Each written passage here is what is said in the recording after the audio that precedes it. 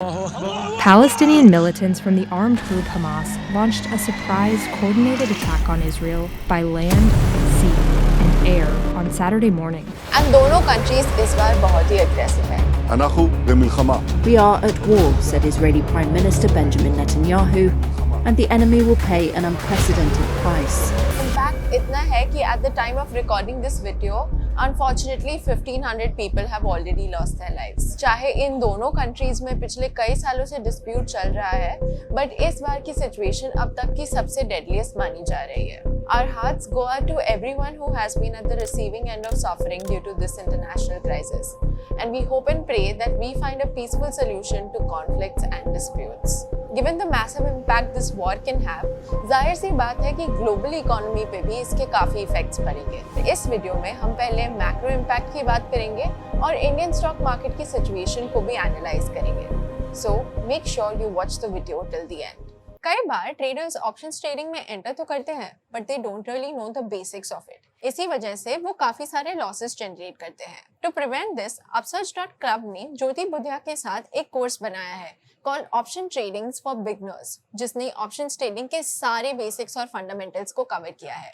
इसका link description में है and you can check it out today. Firstly, speaking about the immediate worry, and that is crude oil prices.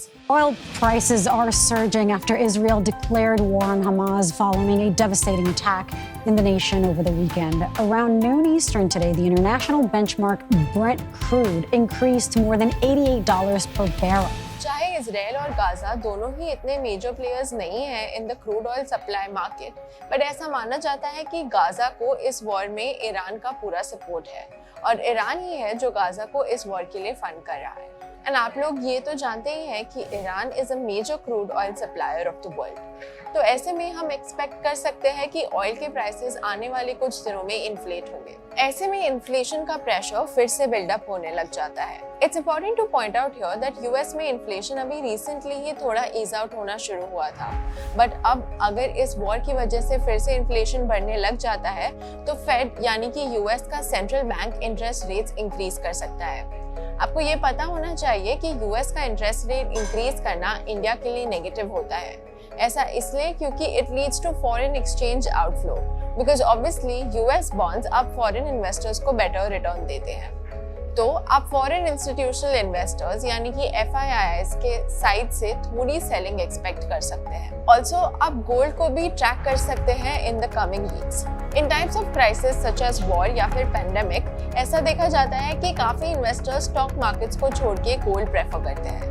ऐसा इसलिए क्योंकि stock market बहुत uncertain हो जाता है और ऐसे में गोल्ड ही सबसे सेफ माना जाता है टू इन्वेस्ट योर मनी. तो इसीलिए आप गोल्ड को अपवर्ड जाता हुआ एक्सपेक्ट कर सकते हैं. ये बात हुई मैक्रो और ग्लोबल इकोनॉमी की. अब हम अगर इंडिया की बात करें तो ऐसे कुछ स्टॉक्स हैं जो इस वॉर से अफेक्ट हो सकते हैं, जैसे कि TCS के इजराइल में एक डिसेंट स्केल पर ऑपरेशंस हैं. In fact, they recently expanded in Israel's public sector also. So given the situation in Israel, it is obvious that at least for the time being, a large part of their operations would be hampered. Sun Pharma. This is another company जो Israel में highly invested है. For instance, अभी recently ही Sun Pharma ने propose किया था to fully acquire Israel-based Taro Pharmaceuticals. Adani Ports. Adani Ports is a particular stock that has already faced the impact of the Israel-Palestine war on its stock price. जब हम ये video record कर रहे हैं, Adani ports का stock price almost 4% गिर चुका है. ऐसा इसलिए क्योंकि इसी साल के बिगनिंग में they had acquired Israel's Haifa port for $1.2 billion. They had very ambitious plans for the port of Haifa, particularly because it is the second largest port in Israel in terms of shipping containers. And in fact, the biggest for tourist cruise ships. Since tourism is going to be affected, Port of Haifa and ultimately Adani Ports को काफी loss of revenue हो सकता है. But since अभी Hamas attacks को बस 3 दिन हुए हैं, it is still very early to predict everything with certainty. अगर ये वॉर ज्यादा टाइम तक कंटिन्यू रहती है, तो ऑफ कोर्स पूरे वर्ल्ड की इकोनॉमी को इसका इम्पैक्ट सहना पड़ेगा. Indian stock markets being no exception. As per our analysis, the majority of this impact will be driven by the changes in crude oil prices only. इसके अलावा अब stock markets थोड़े resilient जरूर हो चुके हैं. आपने ये रशिया यूक्रेन वॉर के टाइम पे भी देखा होगा कि मार्केट बस कुछ टाइम के लिए बेरिश हुए थे, बट उनकी रिकवरी भी काफी क्विकली हो गई थी। Hopefully, इस टाइम भी ऐसा ही होगा. However, we pray that the war comes to an end soon and no more innocent lives are lost. Till then, you take care and do share the video if you found this interesting.